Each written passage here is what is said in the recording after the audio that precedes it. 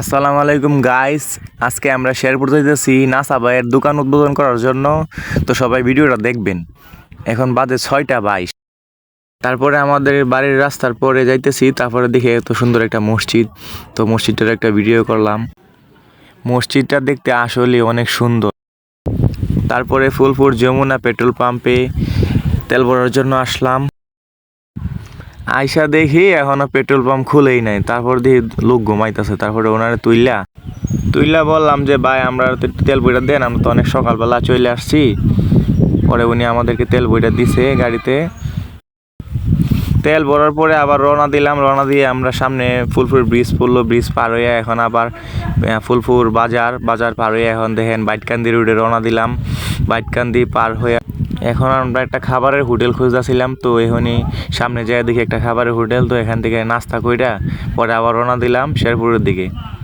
পরে সামনে দিকে অনেকটা সুন্দর একটা মসজিদ পড়ছে। তো আমরা দেখতে দেখতে শেরপুর চলে আসছি। তো এখন আমরা যাবো নিউ মার্কেটে। শেরপুর নিউ মার্কেট টাউন হলের রাস্তাটা আমরা খুঁজে পাইতেছিলাম না। তারপর একজন সিএনজিওয়ালাকে বললাম যে নিউ মার্কেটটা কোন দিকে। তো উনি আমাদেরকে বলে দিল। তারপরে আমরা আবার চলে আসলাম। এই যে দেখেন নাসা ভাইয়ের দোকান এখানেই। তো প্রথমবেলায় অনেকেই লোক আসছিল না, 2-3 জন আসছিলাম আমরা সকালে। তো আধা ঘন্টা পরেই অনেক লোক চলে আসছে। একটু পরে দেখি অনেকটা ভিড় হয়ে গেছে।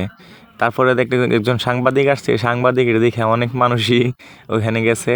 তো আমরা এখন মাটার বিনোদের সাথে দেখা করে ফেলছি। মাটার বিনোদন আমাদেরকে বলছে যে এগিয়ে যাও, পাশে আছি ইনশাল্লাহ। মাটার বিনোদনের সাথে কথা বলতে বলতেই বিলাল ভাই চলে আসছে। বিলাল ভাইকে দেখে অনেকেই দেখেন একদম ভিড় করে ফেলছে। বিলাল ভাই একটু ভিতরে যাইতে পারতেছিল না, এত মানুষ। সবাই তো ছবি তোলার জন্য ব্যস্ত ছিল।